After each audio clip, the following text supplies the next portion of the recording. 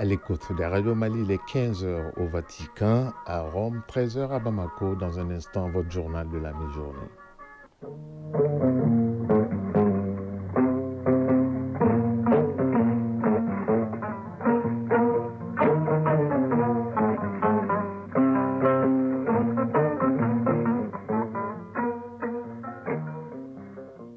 Le journal Ousmane Daou.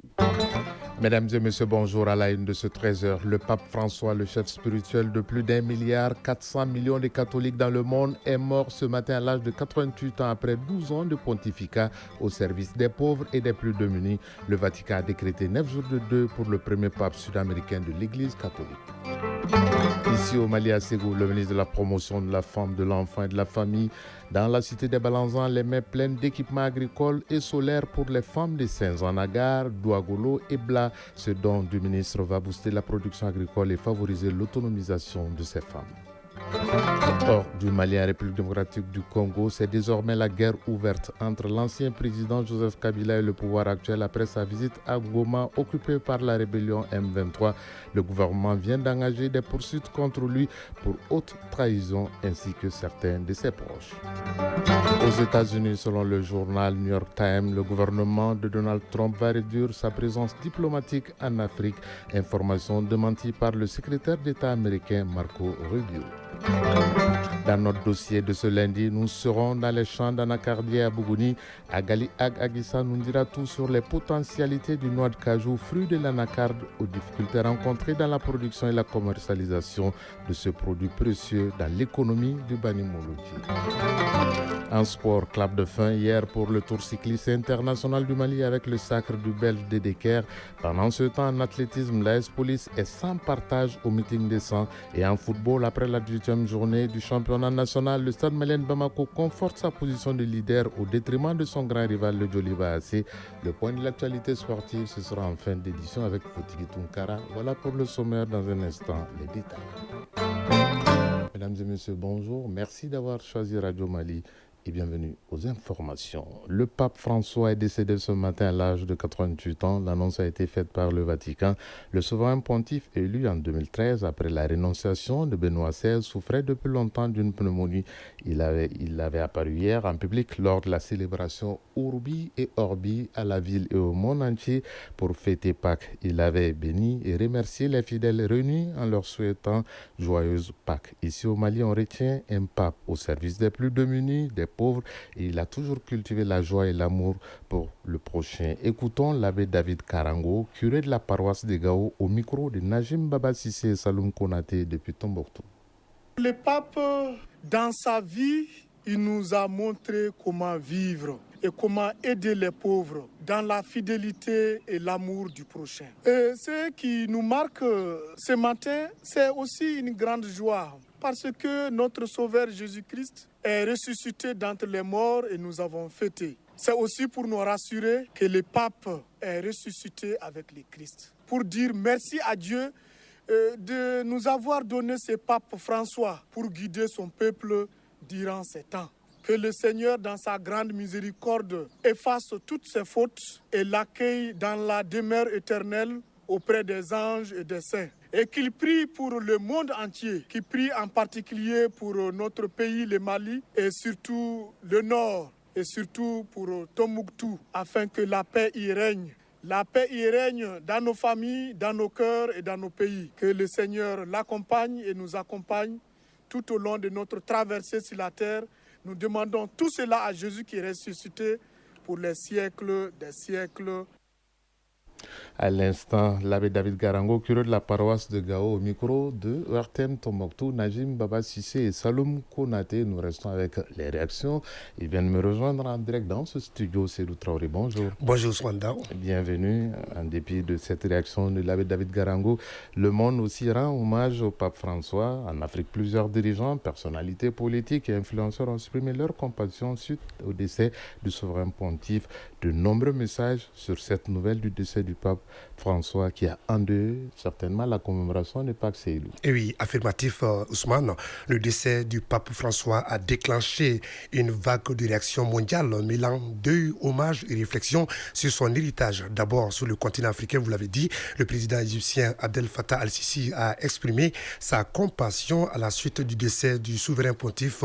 Il estime que l'Afrique se souvient d'une vie consacrée au service du Seigneur, de l'Église et de l'humanité. Pour le président Abdel Fattah, le pape François était quelqu'un qui a travaillé sans relâche pour promouvoir la tolérance et construire des ponts de dialogue. Le chef de l'État kenyan, William Ruto, a souligné que la mort du pape François est une grande perte pour les fidèles catholiques et le monde chrétien.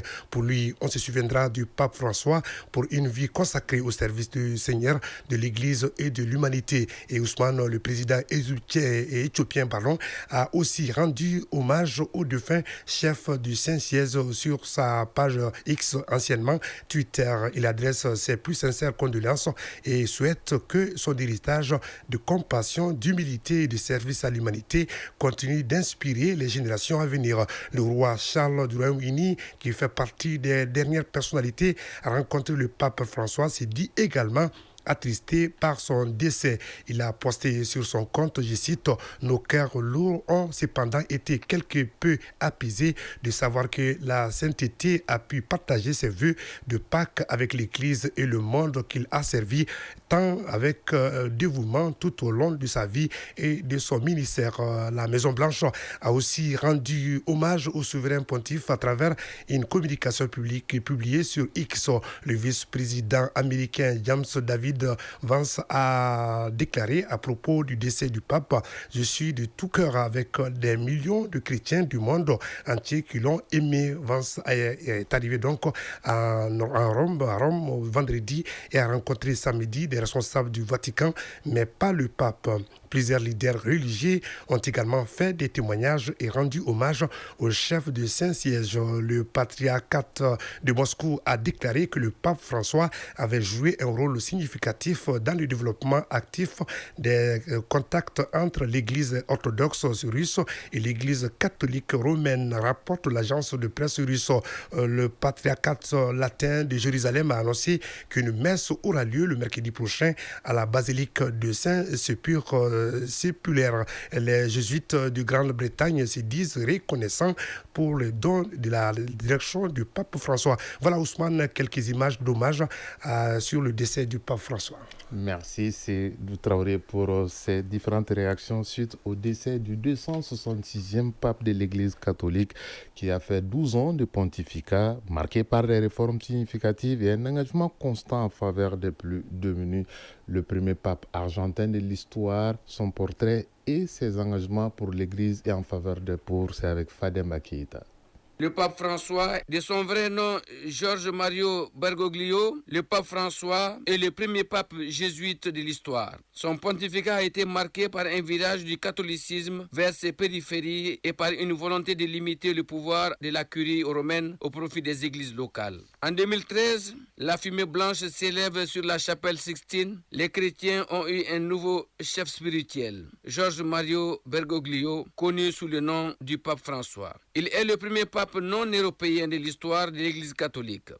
Né en Argentine en 1936, il grandit au sein d'une famille modeste dans un quartier populaire de Buenos Aires. Pendant ses études, George Mario Bergoglio fait des ménages, travaille comme videur des boîtes de nuit avant de gravir des échelons au sein de l'Église catholique. Le prêtre jésuite devint évêque, archevêque, puis cardinal de Buenos Aires en 2001, mais continue d'être surnommé le curé des pauvres. Comme nom de pape, il choisit le nom de François en faisant référence à François d'Assise, un saint qui a choisi de vivre dans le dénuement. À son arrivée, il n'a pas voulu vivre au palais comme ses prédécesseurs. Il s'installe dans un 3 pièces de la résidence Sainte-Marthe avec le reste du clergé. En fait, le pape François, durant ses 12 ans de pontificat, a renoncé à toute richesse d'un pape. Il a préféré vivre parmi des gens, une décision due à son humilité et à sa solidarité. Pour sa première visite hors de Rome, il choisit l'île de Lampedusa, en pleine crise migratoire, où des milliers de personnes y débarquent,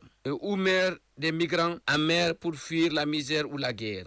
Changement de style mais pas de doctrine. Par la suite, le Vatican réaffirme que l'homosexualité est un péché.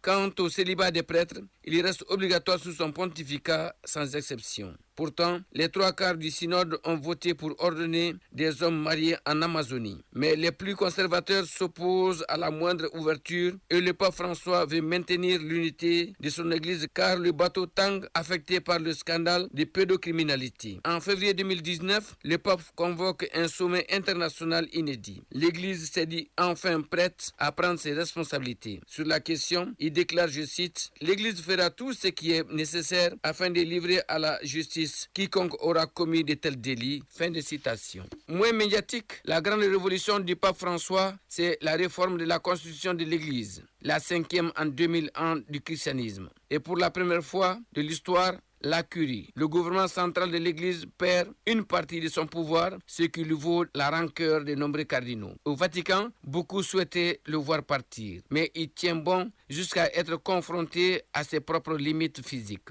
En juillet 2022, au retour d'un voyage épuisant au Canada, le pape commence à évoquer son départ. Mais malgré sa santé déclinante, il reste en fonction, quitte à se déplacer en fauteuil roulant. Jusqu'à cette hospitalisation en février 2025 à 88 ans, où il est admis pour une infection respiratoire. Le pape François est décédé donc ce lundi 21 avril 2025 à l'âge de 88 ans après un pontificat de 12 ans marqué par des réformes significatives et un engagement constant en faveur des plus démunis. Rappelons qu'il est le 266e pape de l'histoire catholique.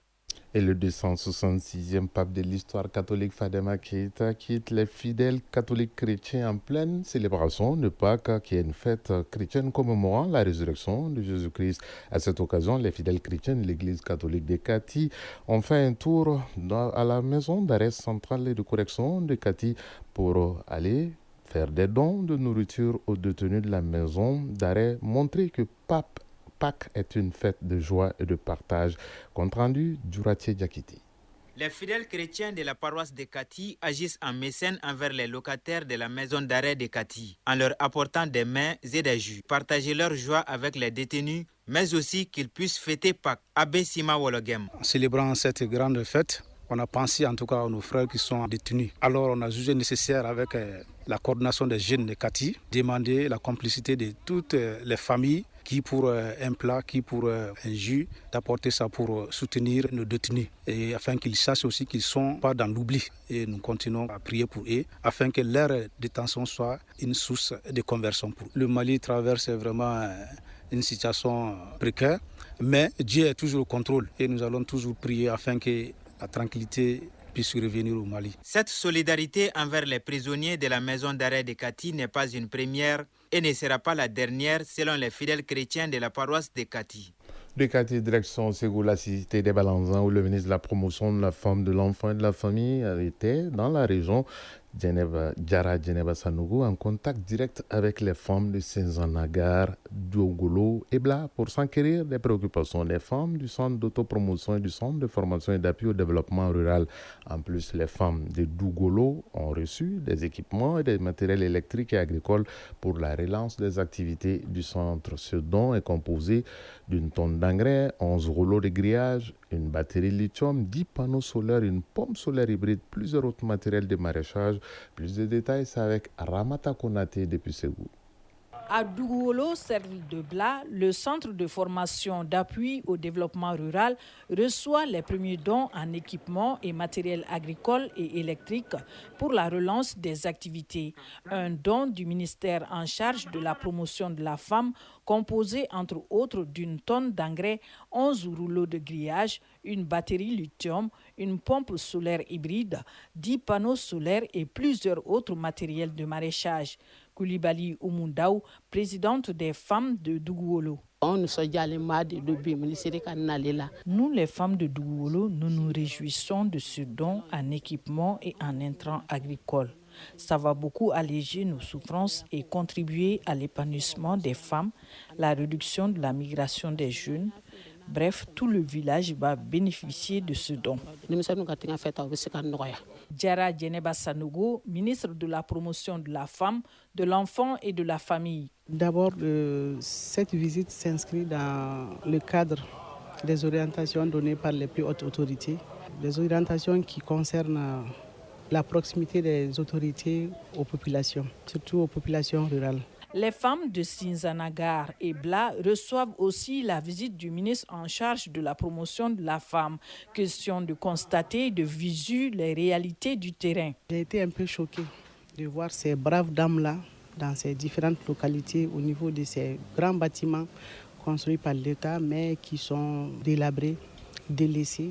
Donc, alors que ces centres-là servent d'appui et d'accompagnement dans le processus d'autonomisation de ces différentes femmes. Ces femmes-là sont confrontées à des besoins d'appui en termes d'équipement, de financement. Il y a un besoin réel aussi accentué par l'inaccessibilité à la terre. Au retour de cette mission, nous allons tenir des plans d'action spécifiques pour chaque localité, essayer de voir comment venir en appui de façon cohérente pour ces femmes-là. Et j'ai profité aussi de leur informer de la tenue des États généraux, qui est une première au Mali par le département. Dans les localités visitées, le ministre a véhiculé des messages de paix, d'unité, d'entente entre les fils du pays en général, ceux du terroir en particulier, pour le développement du Mali. Ségou, Ramata Konaté et Karamogo Traoré pour l'ORTM.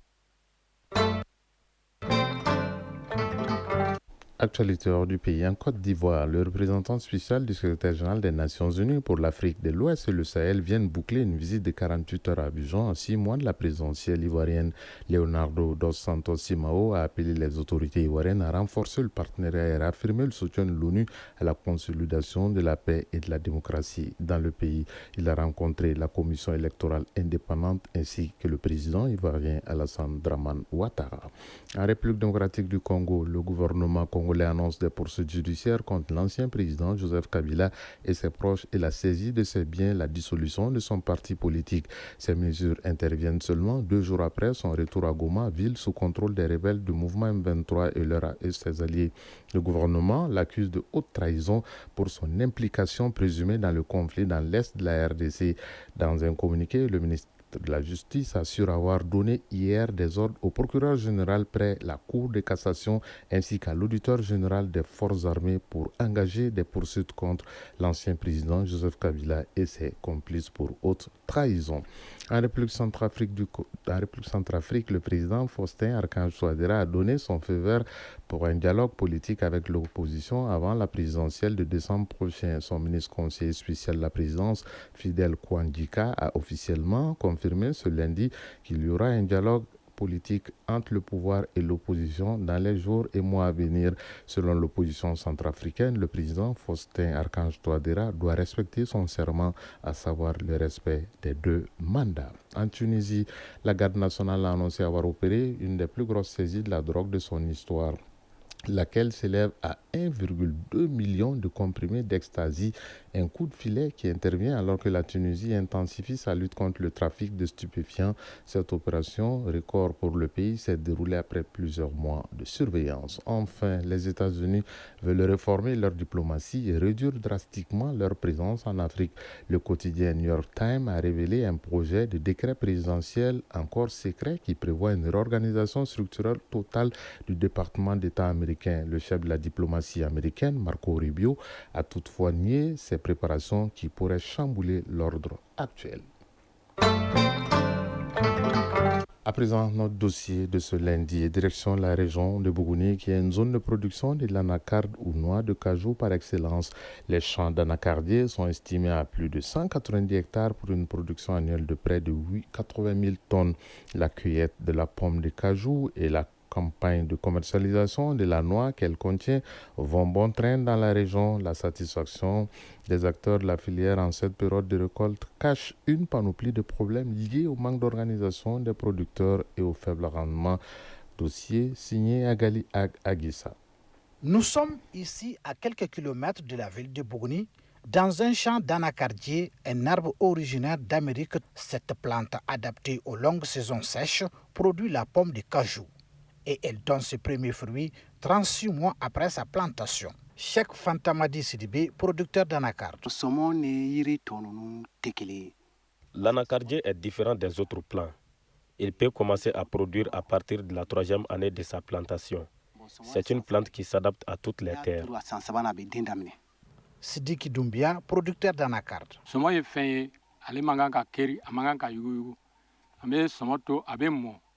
On ne doit pas cueillir la pomme de cajou. On la ramasse. En cueillant la pomme de cajou, celle en phase de maturité tombe avec les autres. Aussi, les pommes mordues par les animaux sont inutilisables. Cela peut pourrir les bonnes qualités d'anacarde, chose qui n'est pas normale. Le Mali est l'un des plus grands producteurs d'anacarde en Afrique de l'Ouest. Dans la région de Bougouni, plusieurs milliers d'hectares d'anacardiers sont recensés. Brima Keita, directeur régional de l'agriculture de Bougouni. Les superficies sont estimées à environ 192 000 hectares d'anacardiers, ce qui fait une production d'environ 78 000 tonnes. Ça, c'est la production annuelle d'anacardier et est utilisé aussi comme haie vive défensive au niveau pratiquement des exploitations agricoles. Au-delà de ça, ça a aussi des vertus, l'anacardier, en commençant par les feuilles, les écorces, la noix aussi bien que la pomme. Toutes ces différentes parties de l'anacardier ont des vertus. Les feuilles sont utilisées dans le traitement du paludisme et des maux de ventre. Les écorces aussi, la noix elle-même, c'est une source d'alimentation. Outre ces avantages, la noix extraite de la pomme de cajou, appelée anacarde, fait l'objet d'une convoitise sur le marché national et international. La transformation et la commercialisation de l'anacarde permettent l'insertion socio-professionnelle d'un grand nombre de bras valides au niveau de la région de Bougouni. Sidiki Doumbia, producteur d'anacarde. Le marché de cette année a débuté avec 400 francs le kilogramme. À la date d'aujourd'hui, les commerçants ne dépassent même plus 375 francs le kilogramme. Elisabeth Diara, transformatrice d'anacarde. Je fais les jus d'anacarde, sucrés et non sucrés. Je fais aussi les noix d'acajou, salées et non salées. J'ai des jeunes qui vont à la recherche de matières premières au champ et venir à la maison. À la maison aussi, il y a une association qui décortique pour avoir les noix d'acajou. Des travailleurs saisonniers augmentent le nombre d'emplois pendant la campagne. Des femmes et des jeunes organisés en association s'activent dans les vergers lors de la cueillette de la pomme de cajou et dans les magasins de tri ainsi que de séchage des noix. Bintou Kone, trieuse des noix d'anacarde. En exerçant ce métier, je parviens à subvenir à mes petits besoins pour aider mon mari. Le prix journalier varie. Ici, on a 2500 francs par jour, mais ailleurs, c'est 2000 francs CFA. Mustafa Koulibaly, traiteur des noix d'anacarde. J'exerce ce métier il y a 5 ans de cela.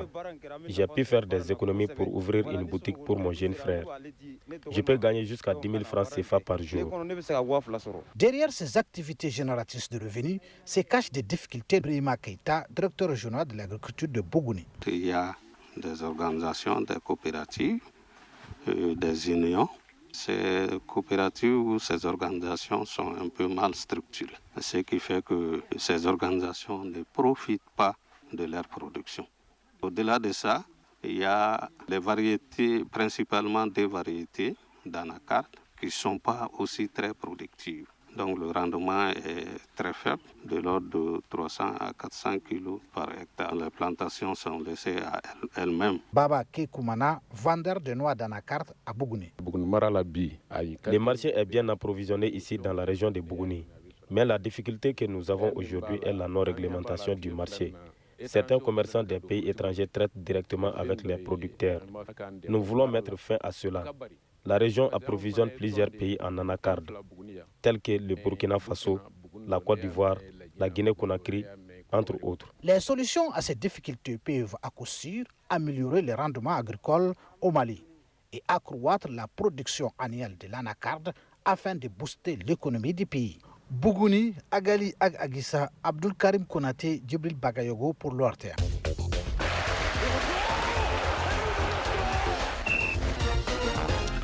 C'est l'heure de la page sportive de ce journal. Championnat national de football professionnel Ligue 1. La 12e journée a pris fin hier. Le leader, le Stade Malien de Bamako, conforte sa première place au détriment de son dauphin, le Djoliba Assi. Compétition africaine des clubs. Les matchs allés des demi-finales de la Coupe CAF se sont joués hier. Et en athlétisme, les rideaux sont tombés sur le meeting des 100 avec le sac de l'AS Police. La 11e édition du Tour cycliste international du Mali a également connu son épilogue hier avec le sac du Belge Dedeker, vainqueur du maillot jaune de la compétition. N'est-ce pas, Fotiki Tunkara? Tour cycliste international du Mali, la 11e édition, a fermé son circuit hier avec la 7e et dernière étape Koulikoro Bamako, remportée par le Malien Tchemogo Djamtene pour sa deuxième victoire d'étape successive. Il est suivi de son compatriote Daouda Djiré et du Marocain Rahil Zouer. Le grand vainqueur de cette édition 2025 est le Belge Bijon Dedeker, maillot jaune de la compétition. Le compte rendu avec nos envoyés spéciaux autour du Mali, Famour Djourté et Abouakar Traoré. L'hymne national belge retentit sur le boulevard de l'Indépendance à Bamako en l'honneur de la victoire de la Belgique lors du 11e Tour cycliste international du Mali. Une édition qui a démarré à Sikasso en circuit fermé pour prendre fin avec le trajet Koulikoro-Bamako en plus de 10 tours sur le boulevard de l'Indépendance pour une distance de 103 km 700. Une dernière étape remportée par Tchemogo Djamoutene de l'équipe régionale du Kénédougou. Tchemogo Djamoutene, vainqueur de la dernière étape du 11e Tour cycliste international du Mali. Vraiment content de Je suis très heureux. À défaut d'avoir le maillot jaune, le plan était de gagner cette ultime étape devant nos autorités. Dieu merci, on l'a fait. Bjorn Dedeker, vainqueur du 11e Tour cycliste international du Mali. C'est exceptionnel, avec le travail de l'équipe toute la journée, avec le vent d'eau, avec la chaleur, c'était très difficile, mais j'étais une bonne équipe et voilà. On gagne le Tour de Mali. Le capitaine de l'équipe nationale du Mali, Yaya Diallo, a également fait forte impression en finissant premier au classement général des points. L'équipe du Burkina Faso a remporté le prix de la meilleure équipe du Tour. L'édition 2025 du traditionnel meeting des 100 en athlétisme s'est terminée en apothéose hier. Les débats ont été dominés par l'AS Police, première au classement général avec 25 médailles, dont 13 en or, 7 en argent et 5 en bronze. L'USFAS s'est classé deuxième avec 18 médailles, dont 3 en or, 7 en argent et 8 en bronze. Le CESUM, Centre sportif universitaire du Mali, a terminé troisième avec 8 breloques, parmi lesquels 3 en or, 3 en argent et 2 en bronze. Au dire des organisateurs, cette 33e édition du meeting des 100 a tenu toutes ses promesses, d'où la satisfaction du bureau fédéral exprimée ici par Omar Faye, vice-président de la Fédération malienne d'athlétisme. Il est au micro d'Isaac Tchenou. Les athlètes se sont donnés, se sont vraiment donnés et les résultats s'en sont ressentis. Une fédération satisfaite à l'issue de cette 33e édition. Le championnat national de football a bouclé sa 18e journée hier. Le Stade Malien de Bamako, leader, conserve son fauteuil et le conforte d'ailleurs un peu plus avec le nul de Djoliba AC, tenu en échec par Binga FC, un but partout. Un but partout, c'est également le score qui a sanctionné le match US Bouba a fait. L'AS Bakardian Barouili est tombé devant l'ASCO 1-0. Autre résultat de cette journée, le leader Stade Malien de Bamako a battu le SOAS 2-0. Le premier FC Diarra a perdu contre l'AS Siral de Bamako 1-0. Les 11 cratères de Nyarela se sont imposés devant les étoiles du Mandé 2-0. L'US Bougouni à domicile s'est incliné devant l'AS Police 2-1. Compétition africaine des clubs, la Coupe de la Confédération a joué ses demi-finales aller hier. En première demi-finale, Simba SC de Tanzanie a gagné contre Stellenbosch d'Afrique du Sud 1-0. En deuxième demi-finale, la Renaissance sportive de Berkane a battu le CS Constantine d'Algérie 4-0. Les matchs retour se joueront dimanche prochain. En demi-finale aller de la Ligue des Champions samedi, Mamelodi Sundowns d'Afrique du Sud et le National Al Ahly d'Égypte ont fait match nul 0-0. Orlando Pirates et Pyramid FC ont également fait jeu égal 0-0. Les matchs retour s'annoncent décisifs vendredi prochain. Il est 13h25 à Saint-Mégar, tout comme à Dramane, région de Caille, mais 15h26 du côté du Vatican Rome. Avant de nous séparer, la principale information de ce lundi 21 avril 2025, le pape François, le chef spirituel de plus d'1,4 milliard de catholiques dans le monde, est mort ce matin à l'âge de 88 ans après 12 ans de pontificat au service des pauvres et des plus démunis. Le Vatican a décrété 9 jours de deuil pour le premier pape sud-américain de l'Église catholique et le 266e. Ce journal vous a été présenté par Ousmane Daou, mise en onde Alimata Ouattara, mise en ligne Badi Touré, réalisation Dossé Baba Diarra. Prochain rendez-vous avec l'actualité, c'est à 19h30. Vous serez en compagnie de Koumba Sissé. Si vous êtes à table, bon appétit. Si vous avez fini de manger, bonne digestion. Bonne fête de Pâques à toutes et à tous. Chacun de nous ne peut être une étoile, mais tâchons de briller pour éclairer là où nous sommes. Tout le plaisir a été pour nous de vous servir. Au revoir et à très bientôt. Thank you.